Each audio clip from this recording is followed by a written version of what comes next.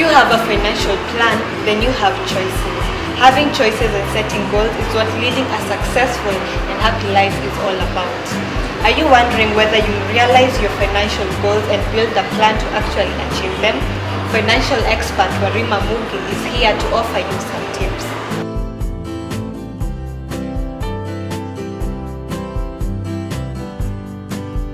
Someone who has achieved financial freedom, you can comfortably take care of your bills, let's say in a month, without having to go into debt, and ensuring that you saved the prescribed amount.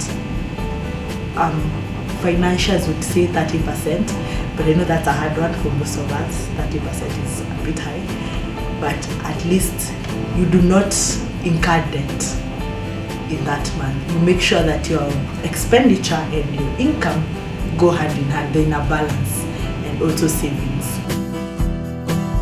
I know the biggest issue about saving is discipline. I would save them in the middle of the month and think, no, I really need that money to do 1, 2, 3. Let me just go remove it. But banks have come up with very good strategies. Like a cooperative bank has an account called Hekima, where your savings are locked for 3 months. So if I deposit that money now, today's on 20th of March, the next time I can withdraw that money is June 20th. And by that time, the need that would be pushing me to go for that money would already be extinguished. So lock savings are very good for people who are not very disciplined. SACCOs encourage a direct deduction from your salary. You don't even get to see that money. So you learn to live without those savings. You learn to exist without needing taking extra amounts out of your savings account. Then another thing, I would advise saving through expenditure. How do you spend? Do you buy? I've realized as Kenyans and as young people, we buy brands, we don't buy products. So you go, I don't want to mention any names, but is there a difference between soap that costs 250 shillings and soap that costs 100 shillings? See, both do the same thing. You start by saving. That's how you get money. And one of the things I forgot when I was talking about saving, I forgot to speak about table banking. Merry-go-rounds, chamas. That's one of the in thing of the 21st century. It used to happen, but used to consider those things for older women, our mothers, but that thing is very important right now, because it would be very hard for me to raise 100,000 bob on my own. You know, for you to invest, you need a huge lump sum amount of money. So when you have done maybe a merry-go-round, a chama, and this time it's you, and you plan properly that I'm looking into investing in a certain business, when you get that lump sum, it's easier than kidogo. So I would advise savings, and I would also advise the SACCO savings also, because the SACCO, I know, if whatever you save, you're given 3 times, a loan of 3 times that. So if you saved 20,000, you're able to get 60,000. So 60,000 compared to 20,000 would be more effective in doing what you want to do.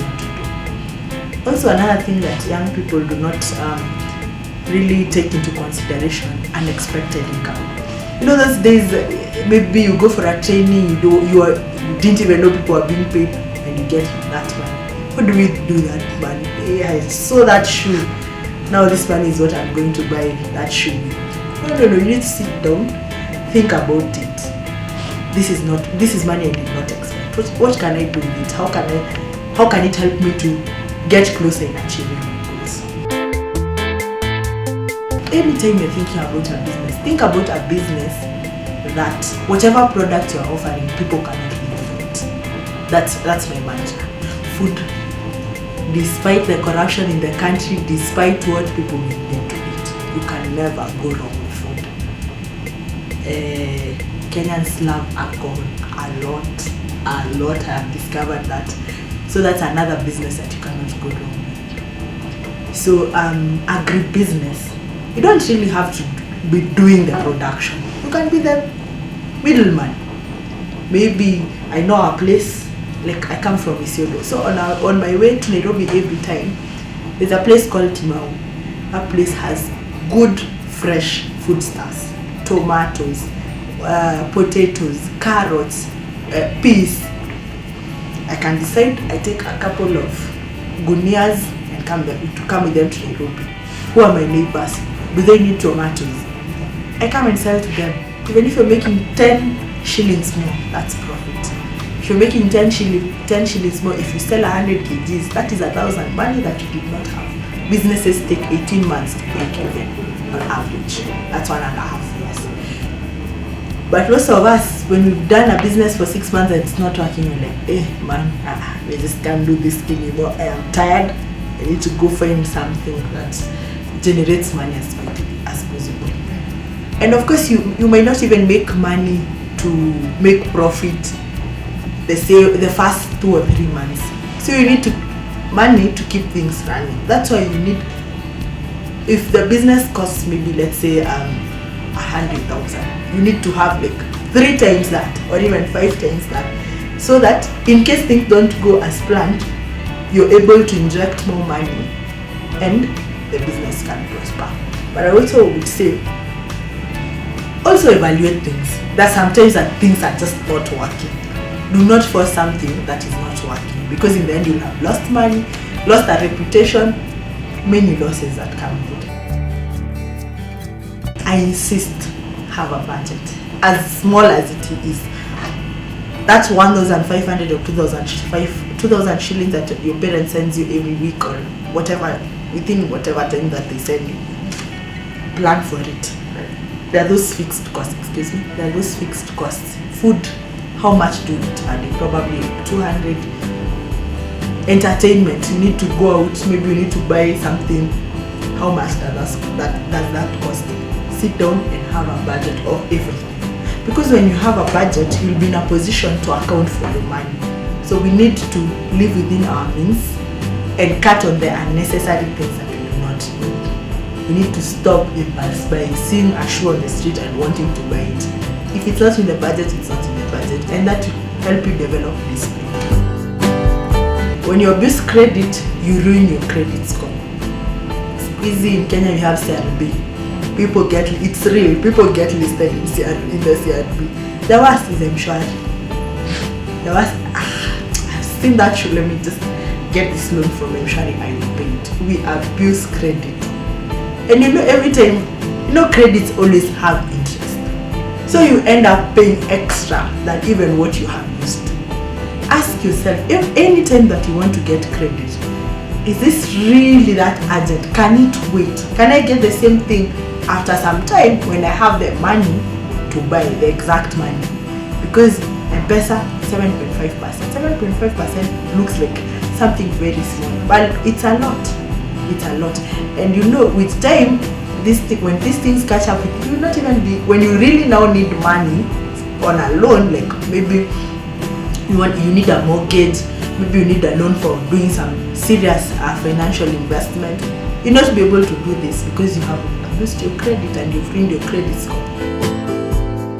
Gambling has become a real issue. SportPesa, EliteBet, I can't remember the others. Is gambling really a real financial venture? That's something I keep on asking myself. Because we've really enriched SportPesa. SportPesa can sponsor Hull City. That means they are somewhere, a very good place, and it's from our money. All of us, especially Kenyans. Why do we find the need to gamble? Why do we find the need to bet? Why don't you take that 100 bob that you use in M-Pesa and invest and save it, and then come up with get a large sum at the end of the day and invest it? The reason for gambling goes back to the same thing: wanting money fast. We are not willing to put in the work. We want to put money and get and withdraw it quickly. It may multiply. We're not willing to put in the work, wait, go through the painful process of growing that money, the discipline of saving it. We just want quick money. This is a real issue. Sit down and ask yourself, what can I do with that 100 bob? There are people who bet even school fees and house rent. It is serious. And they're adults. We are not even talking about people between the ages of 18 to 26 anymore now. people who bet school fees, people who bet rent, people who bet their whole salary. It's a real problem. In majority of the suburbs, I think buying a house would be better than building a house, because the cost of construction in Nairobi is very high.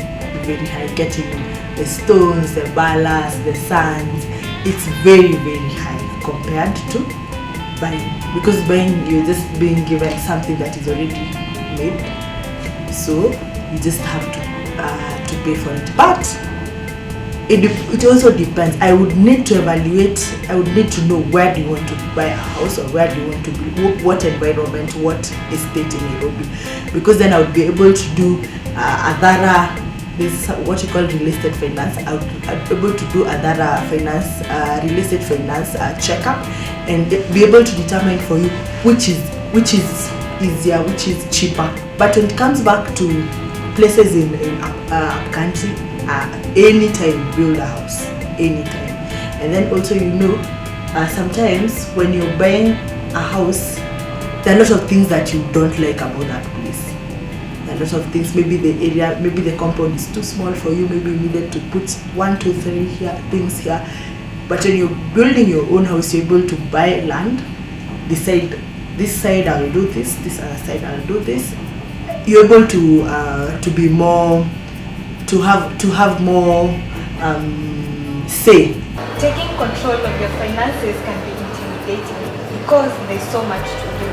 The good news though is that you can get out of debt and you can also save for your retirement. Remember, when it's important to have money sitting in your bank account, it's also crucial to make sure that your money is working for you. Make a timeline according to your goals and take advantage of the growth you can attain by leveraging